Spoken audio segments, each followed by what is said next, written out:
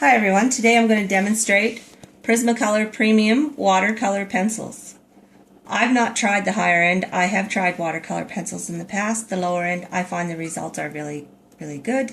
I'm hoping to get even better results from a higher product. It comes with a little pamphlet with some information to read.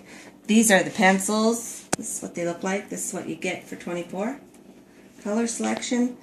And I'm going to show you, I use a number 10 round. That'll be the brush I use for almost everything. If I want more detail, I go in with a little tiny one. I'm not sure if it's a 0. But anyway, it's fairly small. Okay, and here's the tree that I've already done. And then over here, with my two colors, two greens, I put in some light. I'll just give you an idea here. Put in some light green.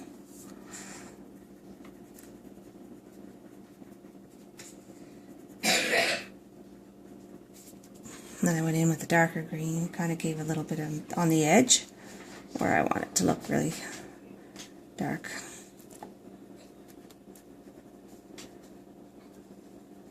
Now, I'll show you the water.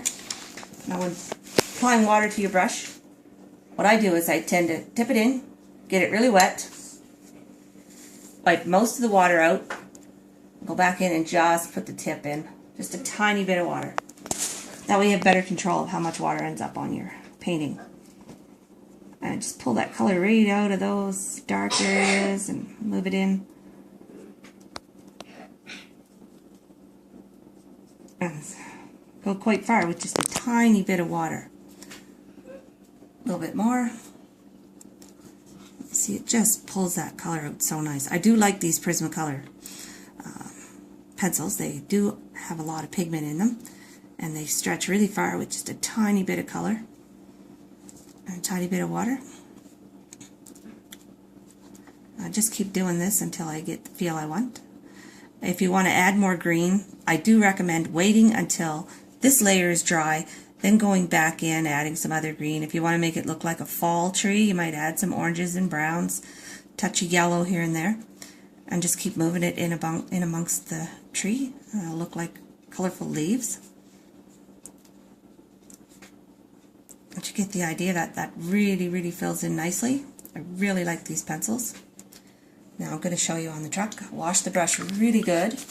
Get all that green out of there. Same thing again. Take out all the water. Make sure the tip is nice and pointed. Just the tip goes back into the water. And I'm going to show you on the truck. And I just love the way that they just run so nice and smooth.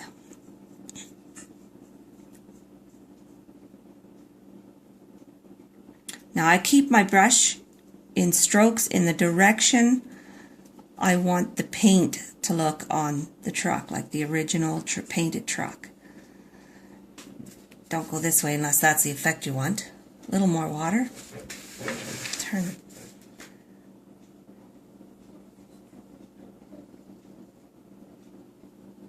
And look at how nice that just pulls right across that white. Just fills it in beautifully.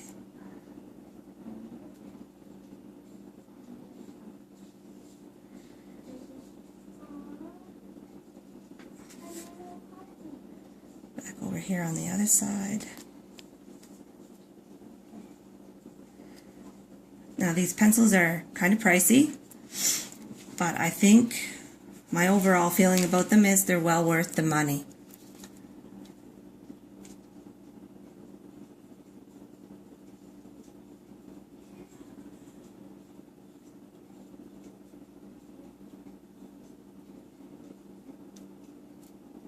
That really pulls the color out. If you want to, like, say this has a little black over here, and you'd say, well, there's none over here. You can actually just take what's left over on your brush and move it elsewhere in your painting.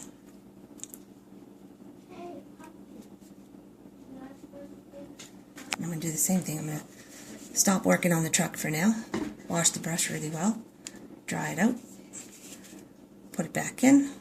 Move down here onto the cattails. And just move that paint in around on them These really work nicely.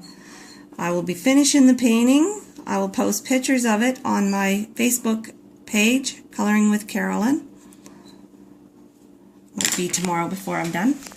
But here's where you can find me. This is the name of my company. Coloring with Kindness is my Facebook page, Coloring with Carolin. You can find me at Twitter, my website, or my online store. And thanks for tuning in. And there's where we're at right now.